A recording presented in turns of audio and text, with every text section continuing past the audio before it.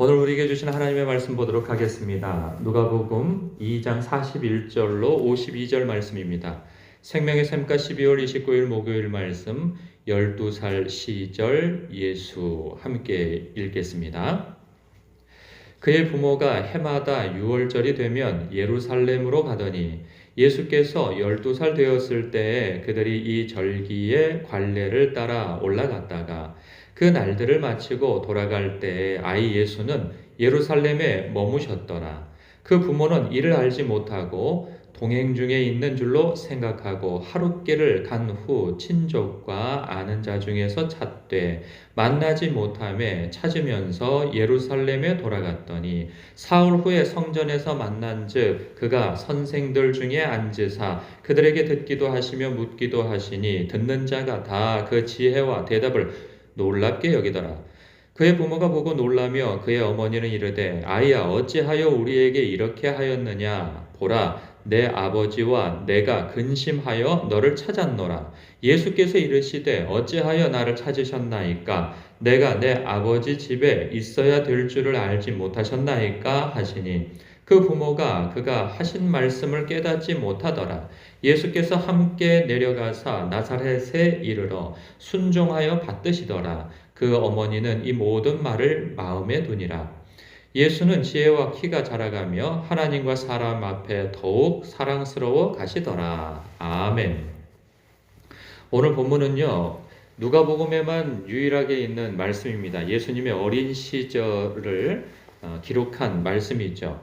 예수님은요, 그 어린 시절부터 범상치 않은 분이었음을 보게 되어져요.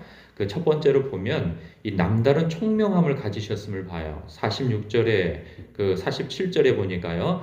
예수님과 서로 이렇게 이야기를 나누고 지식을 나누고 했던 사람들이 그 당시에 율법 선생들로 이렇게 생각되어집니다.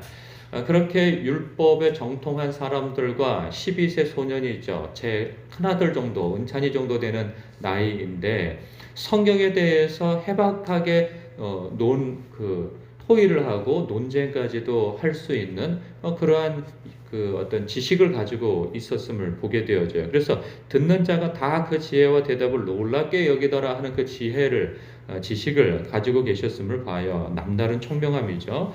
그런가 하면 두 번째로 신체적 그리고 지성적으로 그리고 영성과 사회성이 고루 자라셨음을 또 확인하게 되어지죠. 52절 예수는 지혜와 키가 자라가며 하나님과 사람에게 더욱 사랑스러워 가시더라. 이 균형 잡힌 신앙생활, 영성을 가지고 계신 예수님이었음을 우리는 또 확인하게 되어지죠.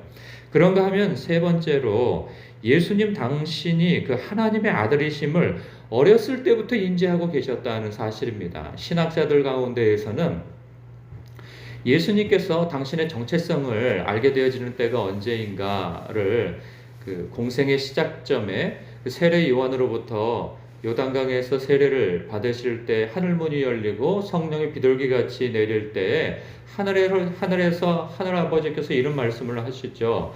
저는 내 기뻐하는 자요 내 사랑하는 아들이라. 이런 고백을 이러한 칭함을 받은 때부터 예수님은 당신이 하나님의 아들 그리스도라는 사실을 알게 되어졌다. 뭐 이런 이야기들도 있습니다. 그러나 오늘 말씀을 보니까 49절에 어찌하여 나를 찾으셨나이까? 내가 내 아버지 집에 있어야 될 줄을 알지 못하셨나이까? 그러니까 당신이 하나님의 아들이심을 분명하게 인식하고 계셨다는 거죠. 그러니까 예수님은 태어날 때부터 당신이 하나님의 아들 그리스도, 즉 신성을 가지고 계신 분이라는 것을 알고 계신 하나님이신 거예요. 우리는 이러한 부분을 우리는 확인할 수가 있는 것이죠. 그럼 우리는 그런 생각을 갖게 되죠. 그럼 예수님은 왜 이 무력한 아기서부터 태어나셨느냐 하는 거죠. 그 당시 유대인들도 아기로 태어나는 것에 대해서 기대하지 않았습니다.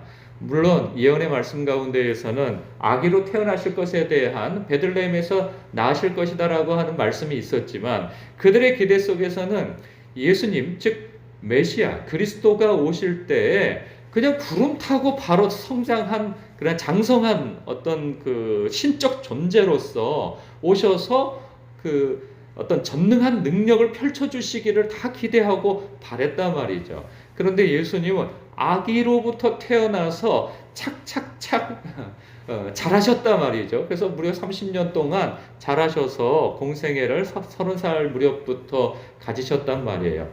왜 이렇게 그냥 신적인 능력을 가지고 오시고 당신이 십자가 지실 것에 대한 분명한 목적을 가지고 계셨다면 아니 그냥 그때 존재하셔도 될 거였는데 그래서 십자가만 지시면 될 거였는데 왜 굳이 인생을 다 경험하면서 아주 무력한 누군가의 도움을 받지 않으면 살 수 없는 그러한 아주 연약한 아기 때서부터 그렇게 태어나시고 자라시고 성장하셨는가 하는 겁니다. 왜 그럴까요?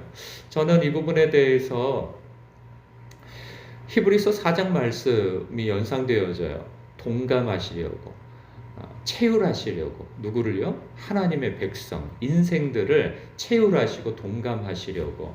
우리가 고난 가운데 그리고 어려움 가운데 심적, 육적, 환경적 어려움을 당할 때 사람은 본능적으로 하나님을 찾게 되어져 있어요. 우리가 예수님을 믿어 영생을 얻고 하나님의 자녀된 권세를 얻었어도 살아가는 것은 여전히 고난과 어려움의 연속입니다. 그러할 때 우리가 우리 주님을 찾고 하나님을 찾고 할 때 이런 마음 들 수 있어요. 하나님은 내 처지를 아실까? 하나님은 내 상황을 이해하실까? 왜냐하면 사람은 그런 게 있어요. 누군가에게 조언을 듣거나 누군가에게 이렇게 도움을 받으려 치더라도 그 사람이 내 형편과 처지를 알까? 이런 생각을 가질 때 동감하는 마음을 갖기가 어려워요. 그런데 예수님은 당신이 아주 연약하고 그 부모의 도움을 받지 못하면 똥오줌도 가릴 수 없는 그런 아기, 먹고 살 수 없는 그러한 아기로서 태어나셔서 그 도움을 받아 성장하시고 그리고 보면 인생이 겪을 만한 여러 가지 환경적 어려움을 모든 것을 다 겪진 않으셨어도 많은 부분에 있어서 겪으시고 성장하셨다 하는 거죠. 그러한 부분에 있어서 예수님은 나의 삶과 처지와 형편을 모르실 거야 라고 말할 수 없는 거죠. 예수님께서는 하늘 보좌를 버리시고 이 땅 가운데 피조물의 그 종의 형상을 가지고 오셨을 뿐만 아니라 우리가 당하는 여러 가지 경제적, 환경적, 질병적, 관계적 그런 여러 가지 어려움들을 겪으시면서 성장하셔서 죽기까지 순종하여 십자가를 지셨단 말이죠. 그 모든 것들을 다 우리를 채우라시고 동감하시기 위한 그러한 삶의 여정이셨다 하는 거예요. 그런 부분에 있어서 우리는 고난을 당하고 어려움을 당할 때 주님도 그러하셨지라고 생각하며 우리는 위로와 격려와 힘을 얻을 수 있고 그러한 때 주님께서 우리에게 주시는 견디라, 인내하라 이런 말씀을 들을 때 주님이라면 이 상황에서 견딜 수 있겠어요? 이런 소리 못하는 거죠.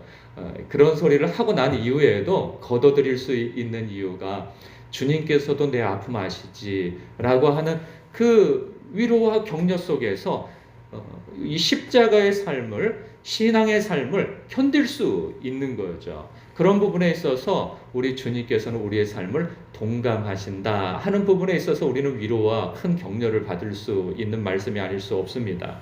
그런가 하면 이런 부분도 묵상 포인트라는 생각이 듭니다. 어떤 것이냐면 예수님의 부모가 당연히 예수님, 어린 아들인 예수님과 동행하고 있을 거라고 생각을 했어요. 왜냐하면 예루살렘에 갈 때에는 함께 갔던 것을 분명히 확인하고 그렇게 가셨죠. 그때는 큰 절기이기 때문에 6월절이 그 온 동네 사람들이 함께 움직였을 거라는 생각이 들어요. 그럴 때 돌아올 때에는 당연히 예수님이 함께 그 대열 속에 있다고 생각했고 근데 참 놀라운 것은 어떻게 하루길이나 되는 그런 길 동안 아들을 확인하지 않았을까 싶은 생각도 듭니다. 그런 부분에 있어서는 좀 의아하긴 한데 놀랍게도 당연히 그 예수와 동행하고 있을 거라고 생각하는 그 지점 우리도 그럴 수 있다는 것이죠.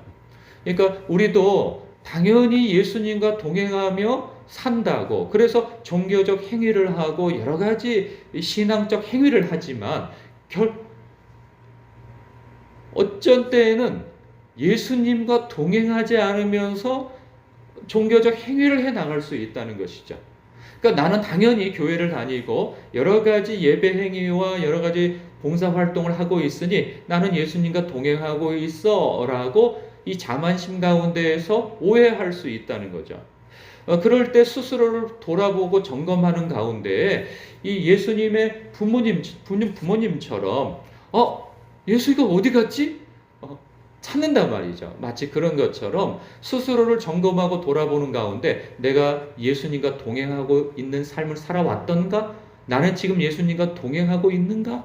라고 생각하고 점검할 때 그렇지 못하다면 어디서부터 떨어졌는지 어디서부터 내가 주님과의 동행한 삶 속에서 이탈이 있었는지를 속히 확인하고 돌아보고 생각하여서 빨리 회개하고 돌이키는 것이 상책인 것이죠. 그래서 오늘 말씀을 통해서 나 자신이 주님과 동행하고 있는 삶을 살고 있나 점검해보는 그러한 귀한 말씀으로도 묵상 포인트를 잡을 수 있다 생각되어집니다. 오늘 말씀 안에서 주님과 동행하고 있는가, 그리고 나는 주님과 동행하는 삶 속에서 주님도 나와 같은 고난과 어려움을 당하셨지라고 생각하며 주님 앞에 또 지혜와 능력을 구하시고 주님께서 어떤 말씀과 세미한 음성을 주셔도 그 말씀으로 위로와 격려를 삼으시는 오늘 되시길 주님의 이름으로 축복합니다. 기도하겠습니다.